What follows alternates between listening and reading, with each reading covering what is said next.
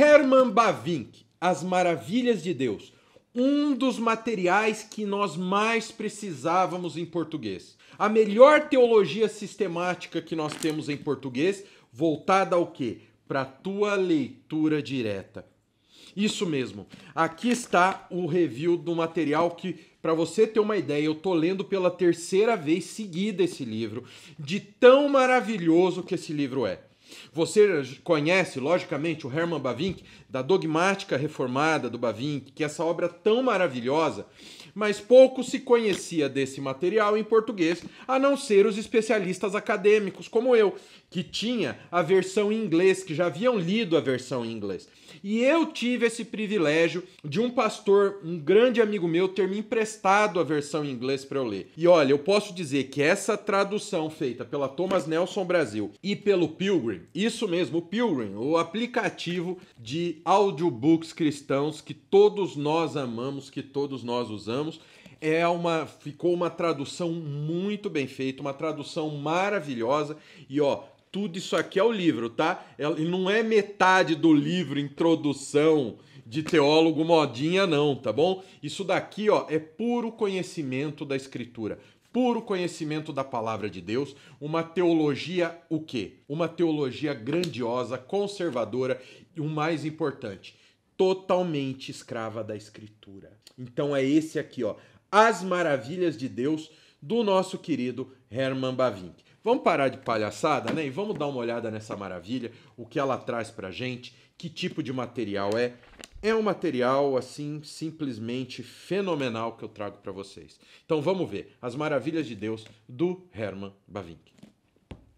Bom, Herman Bavinck. Aqui estamos, ó. Essa daqui já é velha conhecida aqui do Nascido, que é o que? A Dogmática Reformada do Bavinck, organizada pelo John Bolt. Um material, digo para vocês, se não for a melhor, é uma das melhores teologias sistemáticas exaustivas que nós temos em português.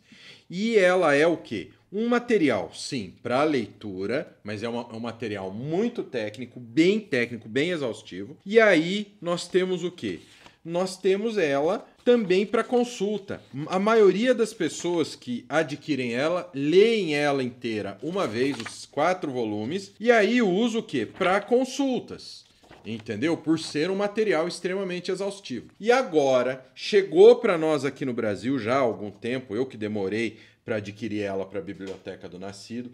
Eu já havia lido ela, entendeu? Já havia ouvido uma vez, lido 2 vezes, tá? O e-book, tá bem? E aí, agora eu adquiri ela e trouxe aqui para o Nascido, que é, como vocês sabem, As Maravilhas de Deus. E o que acontece? Eu já li mais 2 vezes. Por quê? Qual a diferença dela, além de ser concisa, comparando com a Dogmática Reformada? O que As Maravilhas de Deus trazem para nós?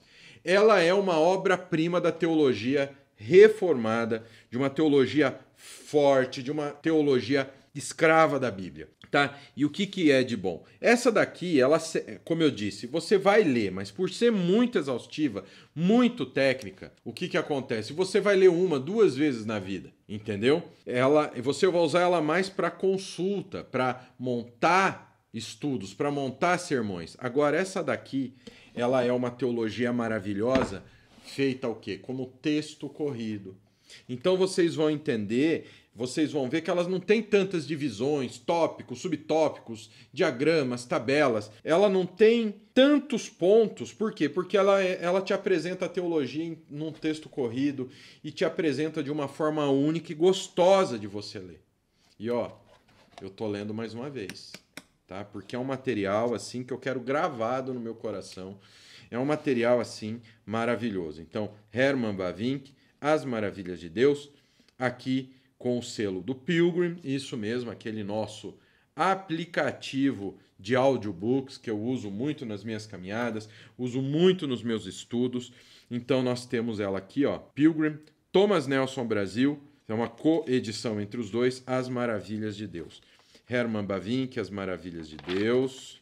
Ó, aqui outra folha de rosto. As Maravilhas de Deus, instrução na religião cristã de acordo com a confissão reformada. Aí agora um ponto interessante. tá, pessoal? Da página 7 até a 34 é introdução à edição brasileira. A Thomas Nelson Brasil não perdeu essa mania chata de colocar introduções enormes nessa coleção de clássicos da teologia. Pessoal, a gente quer o conteúdo do autor, a gente não quer ficar 30 e poucas páginas lendo o que o reverendo Pedro Lucas Dutti está falando. Por melhor teólogo que ele seja, por grande homem de Deus, embora por causa da minha idade eu possa chamá-lo de menino, entendeu? Não no sentido do caráter claro, mas no sentido dele ser mais novo do que eu, entendeu? O reverendo doutor Pedro Lucas Dutti, se eu quiser, eu vou comprar um livro dele, como eu tenho livros dele aqui na biblioteca. Agora, 30 páginas de introdução à obra. Tem um outro volume aqui, que eu não lembro qual é dessa coleção, que, pelo amor de Deus, metade do livro é introdução. Metade do livro é introdução.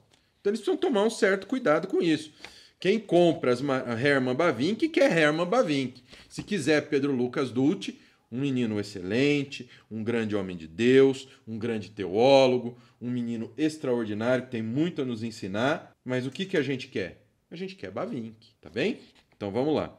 Então a gente tem um sumário, olha como é que é: o bem supremo do homem, conhecimento de Deus, revelação geral, valor da revelação geral, a forma da revelação geral, o conteúdo da revelação especial, e aí vai, ó, as escrituras sagradas, escritura e confissão, vem até a vida eterna, a igreja de Cristo, depois vem a escatologia. Tudo de uma maneira bem simples, com um índice e um índice bíblico aqui, ó. Introdução à edição brasileira. Colocando a casa em ordem, como Hermann Bavinck contribui para a recuperação da identidade teológica da igreja. E aí vamos, ó. É bastante, é grande essa introdução, viu? É uma benção. Ó, página 31, nós estamos na introdução ainda. Aí a gente chega no prefácio. Ó. Aqueles bem familiarizados com a história das igrejas reformadas dos Países Baixos, isto é, Gereformede, expressão igrejas reformadas dos Países Baixos, Gereformede Kerken in Nederland, em holandês. Refere-se à denominação cristã que surgiu no século XIX, após cismas dentro do protestantismo reformado holandês, em decorrência de controvérsias em torno do liberalismo teológico. Tem que ser o câncer do liberalismo teológico. Então você sempre vai encontrar aqui, ó, uma letra subscrita e a nota explicando aqui. Como distintas das Hervormede Kerken, que é Igreja Reformada dos Países Baixos, Nederlandse Hervormde Kerk, em holandês.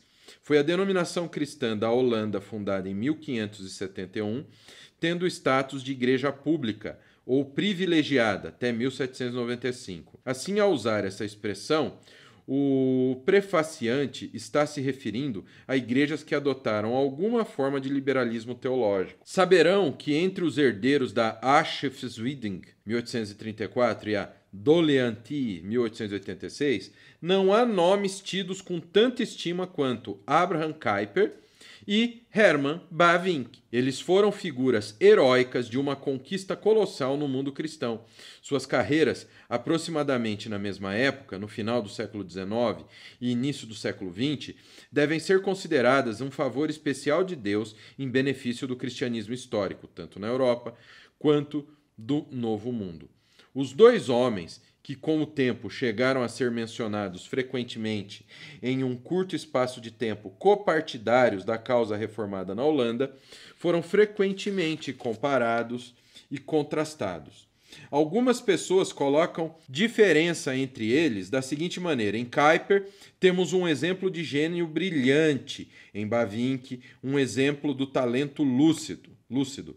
O reverendo J.H. Landwehr, o primeiro biógrafo de Bavinck, relata outro contraste. Bavinck era um espírito aristotélico e Kuyper um espírito platônico. Bavinck era o homem do conceito claro, Kuyper o homem da ideia fecunda. E aí vai. Tá? Isso daqui é o prefácio, um outro prefácio, porque vai gostar de introdução e prefácio assim lá em casa. Desculpa, mas isso me incomoda, porque olha só, página 42 e o livro não começou ainda. Ah, mas o prefácio faz parte do livro. Ah, mano, desculpa, mas não faz. O bem supremo do homem, Deus, e somente Deus, é o bem supremo do homem. Em geral, podemos dizer que Deus é o bem supremo de todas as suas criaturas. Isso porque Deus é o Criador e sustentador de todas as coisas, a fonte de todo ser e de toda a vida, o manancial abundante de todos os bens. Olha só. Olha isso aqui que está destacado. Não é de nenhum proveito ao homem ganhar esposa e filhos, casas e campos, tesouros e propriedades, ou na verdade o mundo inteiro, se ao ganhar ele perder a sua alma. Mateus 16, 26. Porque o mundo todo não pode superar o valor de um homem. Não há um homem tão rico que possa, por qualquer meio, redimir a alma do seu irmão, nem dar a Deus algum resgate por ele. A redenção da alma é preciosa demais para qualquer criatura poder alcançar. Salmos 49, 7 a 9. Ó. E aí vem, ó.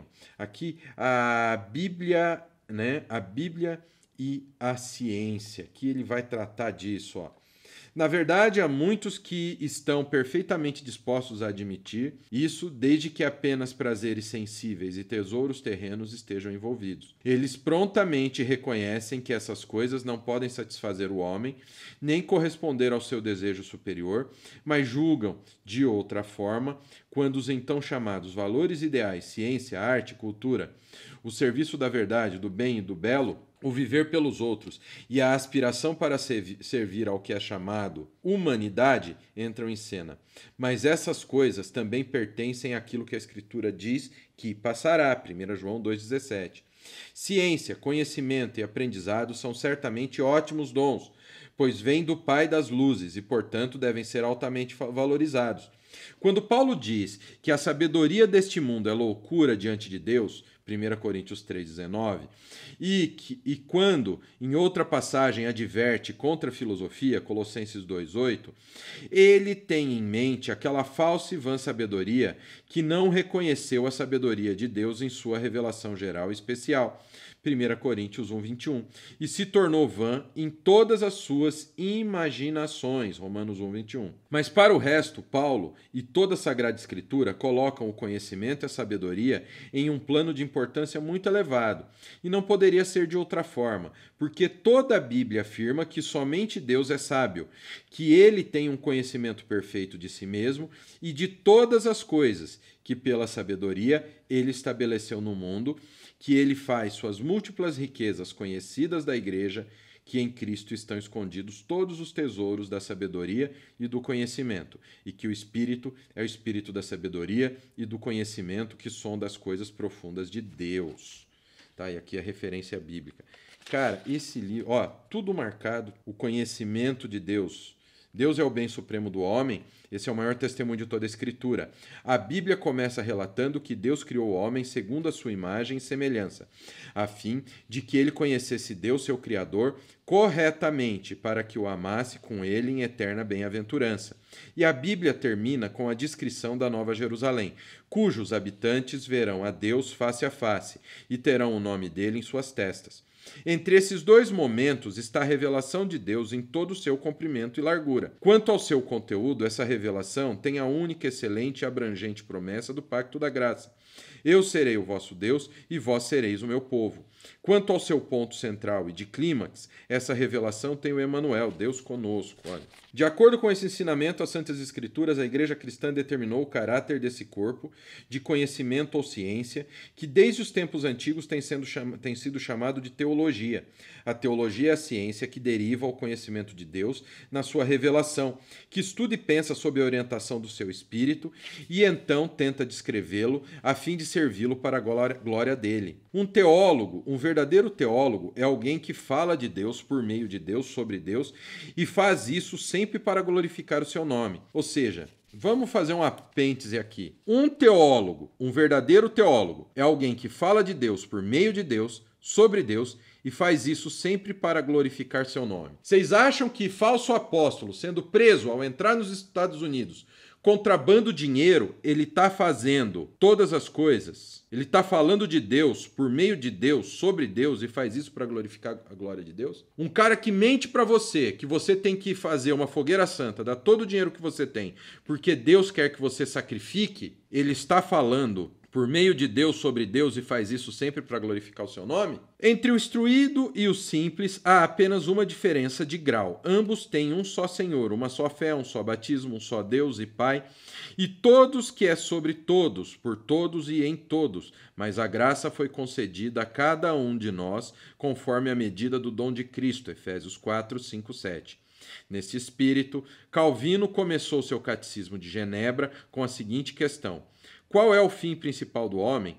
E a resposta veio claramente e ressoante: conhecer a Deus por quem ele foi criado. Da mesma forma, o Catecismo de Westminster começou sua lição com a pergunta: qual o fim principal do homem? E a resposta breve e rica foi: glorificar a Deus e gozá-lo para sempre. Tá? Revelação geral. Se é verdade que o homem pode ter o conhecimento de Deus, então pressupõe-se que Deus voluntariamente escolhe-se fazer conhecido para o homem de uma forma ou de outra. Não podemos atribuir o conhecimento de Deus a nós mesmos, a nossa própria descoberta, investigação ou reflexão, se não fosse dado por um ato de favor livre e desobrigado. Não haveria nenhuma possibilidade de alcançá-lo pelos nossos próprios esforços. Quando se trata do conhecimento das coisas criadas, a situação é um pouco diferente. Mesmo que, no empreendimento desse conhecimento, sejamos absolutamente dependentes de Deus, ainda assim, na criação, ele encarregou o homem da tarefa de subjugar, dominar e dominar toda a terra. Olha só, vamos passar um pouco para frente o valor da revelação geral. Terminando a revelação especial, nós já temos as escrituras sagradas, tá bom? Nosso conhecimento da revelação, tanto a geral quanto a especial, vem até nós pelas escrituras sagradas. É importante entender a relação entre a revelação e a escritura. Por um lado, há uma importante diferença entre as duas.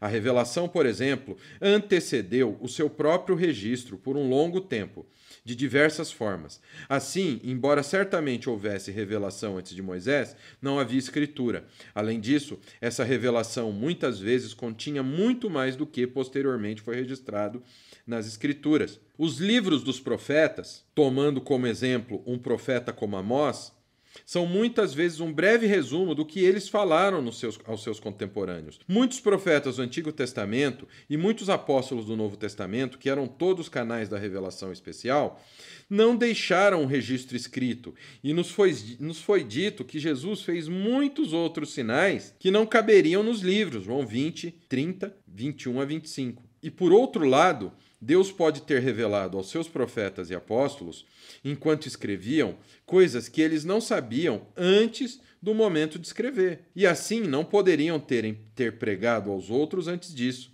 Isso é verdade, por exemplo, pelo menos para uma parte da revelação que João recebeu em Patmos a respeito do futuro, por exemplo. Tá? Isso daqui é o início da explicação sobre as Sagradas Escrituras, pessoal. Aqui está falando da inspiração. Tal conceito de inspiração que é sugerido aqui nos permite também fazer completa justiça ao lado humano das Escrituras Sagradas. A Bíblia não desceu para nós completa instantaneamente. Na verdade, ela foi crescendo gradualmente. O Antigo Testamento, como temos, abrange 39 livros. 5 deles são livros da lei, 12 são históricos, de Josué e Esther, 5 são poéticos, de Jó a Cantares, e 17 são proféticos. Essa ordem, é claro, não é cronológica, já que muitos livros históricos, por exemplo, Esdras, Neemias e Esther, são muito posteriores a muitos livros poéticos e proféticos. Além disso, entre os livros proféticos, muitos dos menores, como Joel, Obadias, Amós, Oséias, são mais antigos que os livros de Isaías, Jeremias, Ezequiel e Daniel. A ordem é baseada na natureza do conteúdo, não na cronologia. E a origem de todos esses livros aconteceu gradualmente no curso de muitos séculos, entre diversas circunstâncias diferentes, por meio do trabalho de homens muito diferentes. Olha, a ciência da teologia, né? Na ciência da teologia há um ramo especial que se ocupa com a investigação das circunstâncias sobre as quais um livro específico da Bíblia surgiu, por quem foi escrito, a quem foi destinado, além de outras coisas. Por causa do mau uso que foi feito desse ramo de estudo, ele tem um nome ruim. Talvez você já tenha ouvido falar alguma vez de que a alta crítica arrancou sistematicamente página após página da Bíblia, mas o mau uso de uma coisa não invalida o seu uso. Se devemos entender as Escrituras em sua totalidade, em suas partes, é de grande importância conhecer exatamente quão gradualmente a Bíblia passou a existir e sob quais circunstâncias cada livro surgiu, até porque, no longo prazo, esse conhecimento pode apenas beneficiar a interpretação da palavra de Deus. Aprendemos dela que a inspiração do Espírito Santo entrou profunda e amplamente na vida e no pensamento de homens santos de Deus. Então vamos lá, as Escrituras Sagradas, a Escritura e Confissão. A Divina Trindade, ó. O Ser Eterno se revela em sua existência trina, de forma ainda mais rica e fundamental do que os seus atributos. É nessa Santíssima Trindade que cada atributo do seu ser vem à tona, por assim dizer, alcança seu conteúdo mais completo e assume seu significado mais profundo. É apenas quando contemplamos essa Trindade que conhecemos quem e o que Deus é. Além disso, só assim saberemos quem é e o que Deus é para a humanidade perdida. E entenderemos isso apenas quando conhecermos e confessarmos o Deus Trino do Pacto, como Pai, Filho e Espírito Santo. Ao considerar essa parte da nossa confissão, é especialmente necessário que um tom de santa reverência e de temor seja característica da nossa abordagem e atitude. Para Moisés, foi uma hora terrível e inesquecível quando o Senhor apareceu para ele no deserto, no fogo da sarça ardente. Quando Moisés olhou de longe para a sarça ardente, que queimava, mas não consumia, e quando quis apressar-se até o local, o Senhor o conteve e disse: Não te aproximes daqui, tira as sandálias dos pés, pois o lugar em que estás é terra santa. Quando Moisés ouviu isso, escondeu o rosto, pois teve medo de olhar para quem? De olhar para Deus. Aqui eu vou até marcar com post-it para mandar essa mensagem aqui para os alunos que querem fazer as matérias do curso do Bacharel Livre em Teologia na corrida. Essa confissão da Trindade de Deus toma uma posição tão central na fé cristã. É importante conhecer a base sobre a qual ela repousa e de que fonte ela fluiu para a Igreja. Em nossos dias, não são poucos os que defendem que a Trindade é fruto de argumentos humanos e ensinamentos acadêmicos, sem valor nenhum para a vida religiosa. De acordo com eles, o Evangelho original, como foi proclamado por Jesus, não pregava nada da doutrina da Trindade de Deus, isso é, nada sobre o próprio termo nem sobre a realidade que ele descreve. Foi apenas quando o argumento deles continuou, o Evangelho original e simples de Jesus começou a se relacionar com a filosofia grega e foi assim falsificado, que a Igreja cristã atribuiu natureza divina à pessoa de Cristo, eventualmente o Espírito Santo também foi incluído no ser divino, e então a Igreja confessou 3 pessoas no único ser divino. Mas a própria Igreja cristã sempre teve uma ideia bem diferente sobre isso, pois não havia a doutrina da Trindade como uma descoberta de teólogos astutos, nem como um produto do relacionamento entre o Evangelho e a filosofia grega, mas sim como uma confissão que estava materialmente embutida no Evangelho e em toda a palavra de Deus. Uma doutrina, em suma, que a fé inferiu da revelação de Deus em resposta à questão: visto que existe apenas um ser divino, por que você fala do Pai, Filho e Espírito Santo? O Catecismo de Heidelberg dá uma breve e conclusiva resposta. Por que Deus se revelou dessa maneira em sua palavra? Pergunta 25. A revelação de Deus é o terreno firme sobre a qual essa confissão da Igreja repousa e também a fonte pelo qual essa doutrina da Igreja cristã una, santa e católica cresceu e foi construída. Deus se revelou assim, e ele se revelou como um Deus trino porque existe dessa maneira. E ele existe dessa maneira porque assim se revelou. Aí a gente vem criação e providência. O significado prático da doutrina da Trindade para a vida cristã é evidência suficiente de que a Escritura não quer nos dar um conceito abstrato da divindade, mas quer colocar todos nós pessoalmente em contato com o Deus vivo e verdadeiro.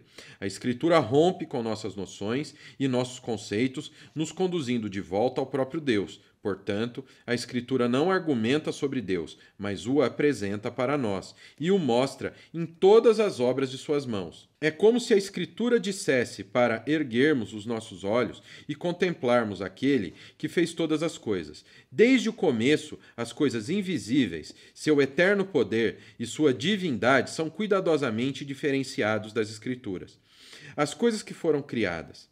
Não aprendemos a conhecer e glorificar a Deus de modo independente das suas obras, mas pelas e nas suas obras na natureza da graça. Olha, pessoal, essa parte da criação é o livro todo, sabe? A origem, essência e propósito do homem. Vocês me desculpem, mas eu vou começar agora a passar um pouco mais rápido, porque senão o que vai acontecer? Esse vídeo vai ficar com 2 horas, entendeu? Ó, o pecado e morte, o pacto da graça, as 2 naturezas de Cristo, a obra de Cristo na sua humilhação. Olha, aqui eu quero pegar esse pedaço que partiu do meu estudo. Adão e Cristo. O primeiro Adão é um tipo, arauto e profecia do último Adão. O último Adão é a contraparte, o cumprimento do primeiro. A obra de Cristo na sua humilhação. Ainda que ele fosse semelhante a Adão antes da queda, pois não tinha pecado, era muito diferente de Adão de outras formas. Porque Adão foi criado adulto, mas Cristo foi concebido no ventre de Maria e nasceu como um bebê que precisava de cuidados. Quando Adão veio, tudo estava pronto para ele. Mas quando Cristo veio, ninguém contava com a sua vinda e não havia nem lugar para ele na hospedaria. Adão veio para governar e sujeitar toda a terra ao seu domínio. Cristo não veio para ser servido, mas para servir e dar a sua vida em resgate por muitos. Portanto, a encarnação do Filho de Deus não foi apenas um ato de bondade condescendente, como ainda continua sendo no seu estado de exaltação, mas também foi um ato de profunda humilhação. Ele é o sumo sacerdote que, pelo sangue de seu sacrifício, cobre nossos pecados da face de Deus, desvia sua ira e nos faz compartilhar da sua graça, do seu favor. Ele é o meio da propiciação, Romanos 3,25, e a propiciação, 1 João 2, 2 e 4, 10. Como sumo sacerdote, ele é ativo em nosso favor para com Deus, expiando os pecados do povo, Hebreus 2, 17. É verdade que há muitos que rejeitam essa reconciliação objetiva entre Deus e os homens por meio de Cristo, dizendo que Deus é amor e que ele não exigiria nenhuma reconciliação e que essa expiação é adequada apenas para uma ideia primitiva, legalista e veterotestamentária de Deus. Olha só, a obra de Cristo e a sua exaltação. A ressurreição física de Cristo não é um fato histórico isolado, tá? Ó, o chamado cristão, a justificação, isso daqui é uma das partes mais importantes desse livro. Ele explica a justificação de uma forma, pessoal, que vocês não têm imaginação para conceber. Realmente, Bavinck foi um presente de Deus para a humanidade, tá? Ah, o senhor já vai falar que ele é como Cristo. Não, pelo amor de Deus, nosso Cristo é nosso Cristo. Agora, o Senhor abençoou muito esse homem, entendeu? Para ele nos abençoar dessa forma com o seu ensinamento. Ó, a santificação. Eu queria mostrar com mais detalhes, pessoal, mas ficaria enorme. A Igreja de Cristo, agora nós vamos ver eclesiologia. E aí vem a vida eterna, que é a escatologia reformada. Aí índice remissivo, enorme o índice remissivo. E aí o índice bíblico. Esse aqui é As Maravilhas de Deus, de Herman Bavinck. Bom, pessoal, esse foi o review do livro As Maravilhas de Deus, do Herman Bavinck. Espero que eu tenha conseguido passar para vocês a grandiosidade dessa obra, que vocês tenham conseguido ter uma ideia do que é esse material tão maravilhoso assim, esse material tão importante para a teologia mundial e, quiçá, para a teologia brasileira. Se eu indico esse material, é claro que eu indico. Lembre-se que Herman Bavinck é um dos materiais que está na bibliografia do nosso curso de teologia. Isso mesmo, nós usamos a dogmática reformada do Bavinck na bibliografia do nosso curso Bacharel Livre em Teologia do Nascido de Novo. Exatamente, o nosso Bacharel Livre, o nosso curso que te ensina teologia do básico ao avançado. E mais, esse livro aqui ele está entrando também na bibliografia do curso. Então, é um material que eu confio muito, é um autor muito bom, que vale muito a pena vocês terem. Você acha cansativo ler uma teologia sistemática, como a do Millard Erickson, como a do Wayne Grudem, como a do próprio Louis Berkhof, que foi pupilo de Herman Bavinck, ou seja, que foi aprendiz da teologia de Herman Bavinck? Então esse livro aqui, ó, vai te dar um escopo maravilhoso, porque ele é identificado para quê? Para você ler ele como um livro normal, não como um livro técnico. Então é uma publicação única nesse aspecto.